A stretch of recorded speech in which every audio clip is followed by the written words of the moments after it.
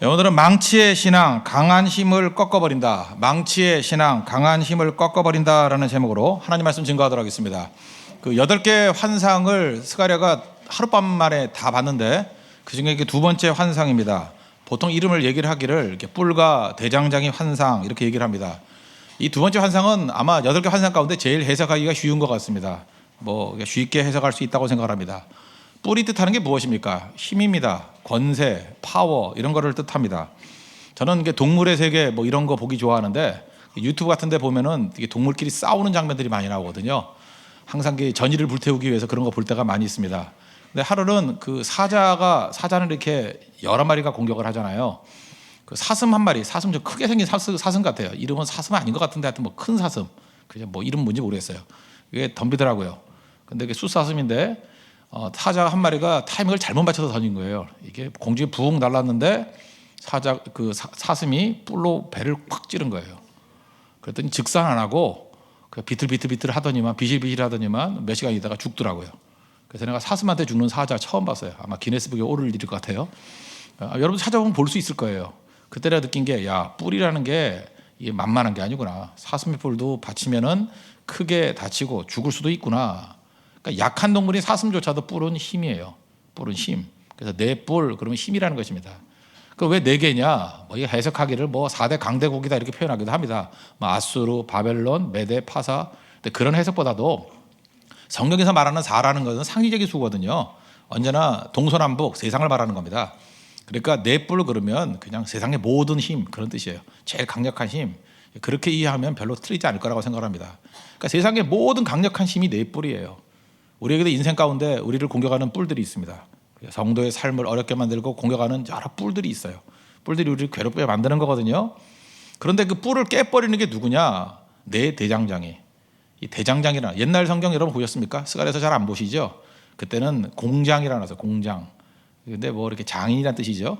근데 대장장이가 더 맞는 것 같아요. 대장장이가 갖고 있는 거 오늘 본문에 나오지 않지만 대장장이가 갖고 있는 게 뭐가 있어요? 망치. 그 뿔을 망치로 박살을 내버린다는 거예요. 그 네 대장장이가 누구냐? 1차적으로는 예수님이라는 거예요. 예수님. 그리고 둘째로는 우리가 예수님의 그 말씀을 따라가는 그의 제자들인 우리. 그래서 교만한 뿔들을 예수님이 꺾어버리신다. 그래서 예수님을 붙들고 나가야 된다. 이게 첫 번째 메시지고, 두 번째 우리도 마찬가지죠. 우리도 교만한 뿔들을 꺾어버리는 마귀의 경관지를 파는 하나님의 자녀가 돼야 된다. 그것이 오늘 우리에게 주는 본문의 메시지라고 생각을 합니다. 1차적으로 지금 이스라엘 백성들을 이렇게 어렵게 만드는 네 뿔이 누구예요? 이방 족속들이에요. 그들을 넘어지게 만들었다는 것입니다. 근데 그것이 엄밀히 말해서 그들을 넘어지게만 만든 것이 아니고 그들을 오히려 살아있게 만드는 힘이 있죠. 비슷한 이야기가 되게 많이 있지만 그 노르웨이 어부들은요, 바다에서 정어리를 잡는 데입니다. 정어리를 많이 잡아놓으면 정어리를 저장하는 탱크가 있잖아요. 탱크 안에 정어리의 천적인 메기 한 마리를 꼭 집어넣는데요. 천적이 있는 불편함, 그것이 정어리로 하여금 살아있게 만든대요. 비슷한 얘기 많이 들었죠? 천적이 있음으로 말미암아 죽지 않고 살아있게 만든다. 하나님께서 네 개의 뿔을 허용하신 이유가 무엇입니까? 우리 같은 하나님 백성들에게 천적을 줘서 천적의 불편함을 통해서 깨어있게 만드는 거예요. 기도하게 만드는 거라고. 그러므로 이게 나쁜 의미가 아닙니다. 그런데 이 메기가 도를 넘어서 가지고 괴롭히기만 하라 그랬는데 잡아먹거나 이러면은 가만두지 않죠. 그래서 2장 8절에 뭐라 그랬어요? 너희를 범하는 자는 그의 눈동자를 범하는 것이라. 가만 안 둔다는 거예요. 도를 넘어서면 안 된다는 것입니다. 하나님께서는 주인공이 누구예요? 하나님의 자녀들이라는 것입니다. 그래서 아무리 네 뿔 강력한 세상에 도전이 있다 할지라도 대장장이 되시 예수님 붙들면 승리할 수 있다. 우리도 그런 대장장이 역할을 감당하자. 오늘 전체 말씀입니다. 한번 차례도 정리해서 말씀을 드리도록 하겠습니다. 첫 번째는 마귀의 뿔을 꺾어버리시는 예수님, 다시 말해서 강한 힘을 깨버리시는 망치 예수님, 망치를 든 대장장이 예수님이다. 이걸 우리에게 보여주고 있다는 것입니다. 지금 이 배경이 뭐냐면 이스라엘 백성들이 지금 포로에서 돌아왔습니다. 그래서 무너진 성전을 재건하는 과정이에요. 그런데 이걸 이제 두 번째 성전이라 그래서 제1성전을 솔로몬 성전, 제2성전을 수룹바벨이 주도했다 해서 수룹바벨 성전 그럽니다. 그 제3성전이 예수님 당시에 헤롯 성전, 이렇게 세 개의 성전이 있었죠. 여기 수룹바벨 성전을 얘기하는 거예요. 그런데 이 수룹바벨 성전은 첫 번째 성전인 솔로몬의 성전과 비교해 볼 때 너무너무 초라한 거예요. 솔로몬의 성전은 다윗이 뭐 어마어마한 재산을 가지고 다 투자해서 멋지게 만들었잖아요. 규모도 크고 화려하게.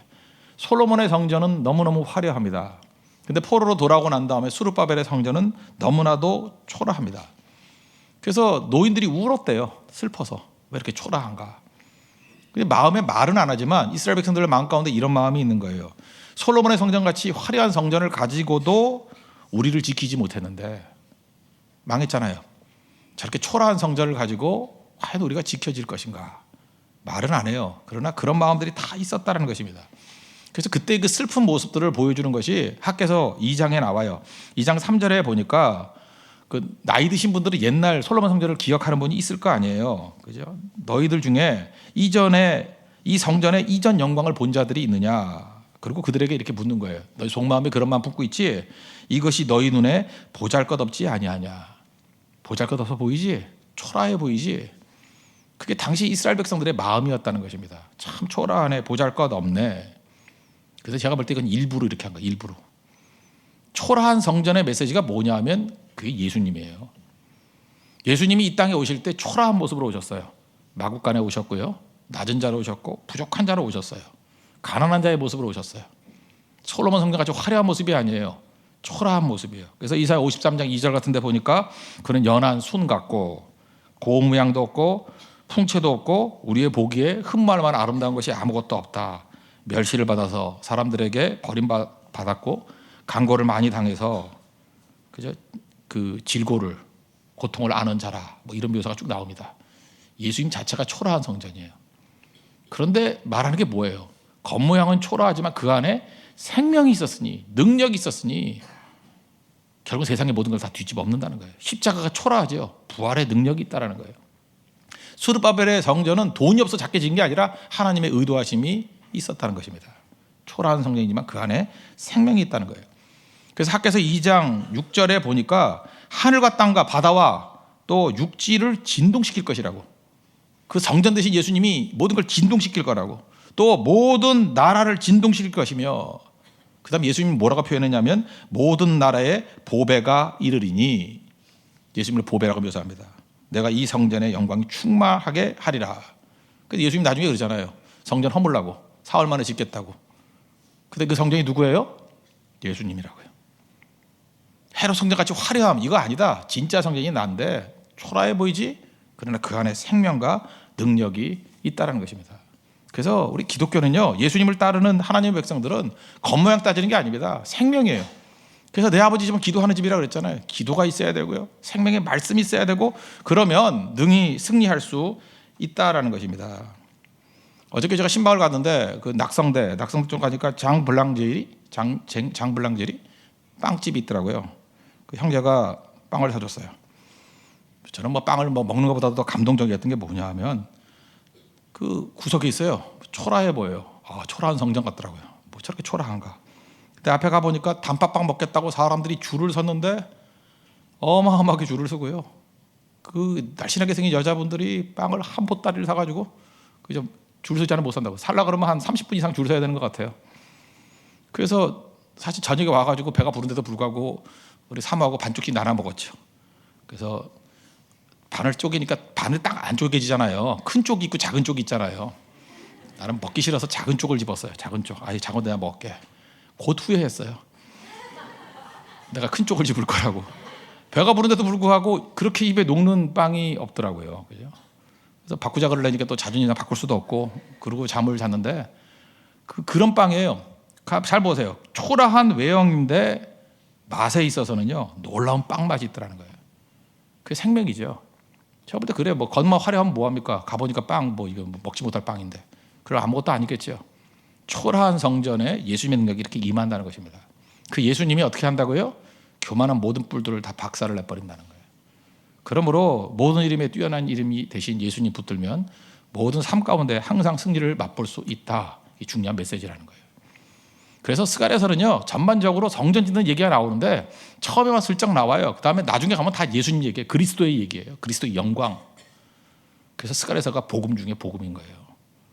망치 대신 예수님께서 모든 교만한 뿔들 마귀의 세력들을 다 무너뜨려 주신다. 그 예수님 붙들고 승리하는 하나님의 거룩한 종 되기를 축원합니다. 그럼 두 번째 메시지는 뭐예요? 예수님 붙들면 승리한다. 또 하나, 우리가 망치가 되라는 거예요. 세상의 대장자이가 되라. 네 개의 뿔을 꺾어버리는 대장자이가 되라. 그런 얘기죠.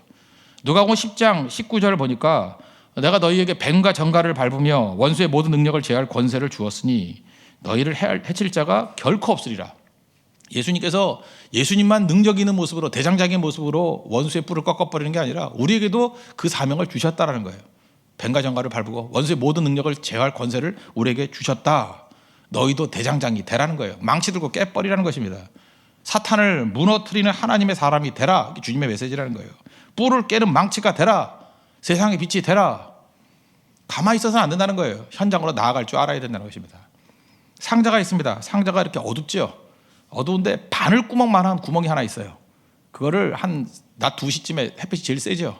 햇빛 가운데 탁 갖다 두면요, 그 바늘구멍 같은 구멍에 햇빛이 들어오면요, 상자는 환해져요. 한번 해보세요. 환해진다니까. 그거 많이 경험하는 게 어디냐면 해변 같은 데 가가지고 이렇게 막혀 있는데 불도 없어요. 그런데 거기에 그 탈의실 같은 데 한번 가보세요.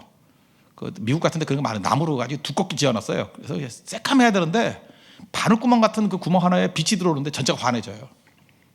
어둠이 빛을 이길 수 없습니다. 성도가 그런 모습이라는 거예요. 어둠의 세력이 아무리 강해 보인다 할지라도 예수님의 능력 붙들고 나가는 한 사람이 그 모든 걸 다 깨버린다는 거예요. 교만의 뿔을 깨버리는 하나님의 능력을 붙들 줄 알아야 된다는 것입니다.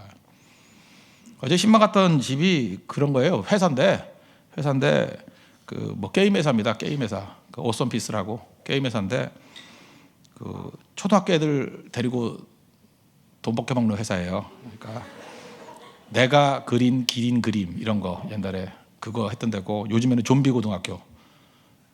돈이 안 되죠. 좀비 고등학교 그런 거 해도 되나요? 그렇지만 이제 5년 넘게 뭐 이렇게 그 이끌어왔던 굉장히 가능성 있는 회사라고요. 제가 그 회사에 대해서 예배드리면서 이런 얘기를 했어요. 그 사무엘 스마일스의 자조론이나 셀프헬프라는 책이 있어요. 그다음에 캐릭터라는 인격론이라는 책이 있고, 이 빅토리아 시대 때 영국이 왜 승리했는지를 보여주는 귀중한 책이에요. 빅토리아 시대 때의 교과서예요, 교과서. 영국 국민의 국민 교과서라고. 영국 모든 국민들이 그걸 읽고 힘들었고 근면, 지식 그걸 따지고 승리했던 책이에요. 다시금 우리가 대영 제국이 어떻게 세워졌는지를 알라 그러면 이 스마일스의 자조론, 셀프헬프 꼭 읽어볼 필요성이 있습니다. 그게 영국의 뿔이에요. 영국 사람들 이해하려면 반드시 읽어야 돼요. 좀 두껍긴 두껍습니다. 전화번호보다 더 두꺼워요. 그런 책인데 그 내용 가운데 이런 게 나와요. 영국의 산업혁명이 일어나게 됐던 대표적인 사람이 누구냐 하면 제임스 와트예요. 전기기관을 만들었어요. 전기기관이 혁신적인 거죠. 인간의 모든 힘을 다 뛰어넘는 전기의 힘으로 엔진을 돌리는 거 아니에요. 근원, 에너지의 근원 아니에요. 그런데 전기기관 자체를 가지고 그 당시에 사람들이 많이 비웃었어요. 그거 해서 뭐 하냐는 거예요. 그 전기기관 만들어서 물 끌어 올려가지고 뭐 힘이 나오면 뭐 할 거냐고. 쓸데가 없잖아요. 전기기관을 발명한 게 사실은 산업혁명의 99%의 힘인데 돈이 되지 않아요. 힘으로 연결되지가 않아요. 산업으로 연결되지가 않아요. 그런데 이 전기기관이 처음으로 돈이 되기 시작하고 힘이 되기 시작하고 국부로 나오게 되는 계기가 뭐냐면 방적기. 리처드 아크라이트라는 사람이 있는 방적기. 천 짜는 거 있죠. 천 짜는 건 손으로 짤 수 있어요. 그런데 이게 뭐 100명이 할 거, 1000명이 할 거, 10,000명이 할 걸 방적기를 만들어 놓으니까 기계가 해버리는 거예요. 왜 가능하죠? 에너지는 무한대니까. 당시로 볼 때 전기기관을 통해서 에너지는 힘은 무한대니까. 방적기를 만드는 그 순간에 이건 사실 발명으로 치면 1%의 발명이에요. 99%의 발명은 전기기관이에요. 근데 전기기관 혼자만 가지고는 아무 힘도 발휘할 수가 없어요. 1%되는 방적기를 아크라이트가 만들고 난 다음부터 산업혁명이 터져나오기 시작한 거예요. 세상의 모든 옷감을 영국에서 다 만들 수 있을 정도로 그 생산량이 어마어마했거든요. 생산량이 1000배가 늘었어요. 1000배가. 손으로 하는 것보다. 전 세계를 다 지배해버린 거죠. 그 다음에 또 아시죠? 전기 기관차 나오기 시작하는 거. 전기 기관차 나오기 시작해가지고 또 세워지기도 하고. 그죠? 그래서 이 전기 기관을 통해 가지고 그 다음부터 나오는 얘기들이 스티븐슨의 전기 기관차부터 시작해서 범선부터 시작해서 온갖 것들이 막 쏟아져 나오기 시작한 거예요. 첫 번째 효시가 뭐냐? 방적기예요. 제가 그 회사에 대해서 그런 얘기를 했습니다. 이제까지 5년 동안 이 회사가 해왔던 건 뭐냐면 어마어마한 전기기관 발견한 거라고. 힘은 있어요. 이제 해야 될 건 뭐냐면 방적기다. 뻔히 이미 갖고 있는 옷감, 이건 혁신이 아니에요. 이미 갖고 있는 거지만 그것을 만들 수 있는 혁신적인 방적기를 만들어내는 게 핵심이다. 감 잡고 아마 엄청난 회사로 변화될 거예요. 이름 외워두세요. 오썸 피스. 예. 여러분 인생도 마찬가지예요. 우리가 예배를 통해서 살아계신 하나님의 능력을 발견했다. 예수님을 붙들었다. 이거는 영적 증기기관을 발견한 거예요. 근데 그것 자체만 가지고는 별 힘이 되지 않아요. 이제 여기 있는 모든 성도들, 성도 1, 성도 2, 성도 3, 성도 4, 성도 이 모든 성도들이 자기 분야의 방적기를 만드는 거예요. 그때부터 1% 같이 보이는데 그것이 세상을 뒤집는 거예요. 사람 행동을 일으켰던 거 맞잖아요. 영적 사람 행동을 일으키는 겁니다. 엄청난 능력이에요. 그래서 예배는 증기기관이에요. 힘을 얻는 거예요. 그 다음에 성도들의 삶 가운데 방적기 만드는 적용들이 나타나게 될 때 큰 승리 이루는 겁니다. 예수님께서 근본적으로 십자가로 말미암아 마귀를 멸하셨습니다. 승리 이루셨습니다. 여러분 믿습니까? 쇠뿔을 다 꺾어버렸어요. 4개 뿔을 꺾어버리는 대장장이시라고 해요. 이제 하나님 백성들 해야 될이 뭐냐? 우리는 힘을 만들어내지 못해요. 능력이 힘이 큰 것이 내게 있는 게 아니에요. 예수님께 있다고요. 에너지원이에요. 이제 우리가 할 일은 뭐냐면 방적기 만드는 싸움이라고. 마귀를 근본적으로 부수는 그 싸움들에 나아가야 된다는 것입니다. 우리 대만성교 나아갑니다. 우리 힘으로 싸우는 거예요? 영적 증기기관 예수님의 능력이 있어요. 그걸 의지해서 대만성교에 적용하는 거죠. 방적기예요. 네팔성교에 적용하는 거죠. 우리 구제사에게 적용하는 거죠. 예배에 적용하는 거죠. 그게 성도의 삶이라는 것입니다. 언제나 우리 삶 가운데 예수님 붙드십시오. 모든 이름에 뛰어나신 예수님 붙드십시오. 그리고 여러분 삶 가운데서도 뿔들을 무너뜨리는 대장장이의 쇠망치를 든 복음의 망치를 든 하나님의 거룩한 백성으로 승리를 이루십시오. 그것을 원하십니다. 오늘도 그 지혜를 얻고 그 힘을 얻는 믿음의 시간이 되기를 축원합니다. 모두 자리에서 일어나겠습니다. 모든 이름에 뛰어난 이름 우리 찬양하겠습니다. 다 같이 공동체 기도 드리도록 하겠습니다. 기도하겠습니다. 아무리 강한 세상의 권세도 무너집니다. 강한 뿔에 주눅들지 않게 하소서. 하나님이 한 번 말씀하시면 무너집니다. 겉모습의 화려함에 속지 않게 하소서. 생명 없는 크기는 널판지에 불과합니다. 그러나 생명 있는 초라함은 강한 뿔을 꺾어버립니다. 성전의 초라함 속에 숨겨진 예수님의 능력을 보게 하소서. 약하지만 예수님께 붙어있는 사람은 강합니다. 예수의 능력으로 마귀의 견고한지를 파하게 하소서. 강력한 영적 증기기관과 연결된 현실의 방적기가 되게 하소서. 예수님의 이름으로 기도합니다. 아멘.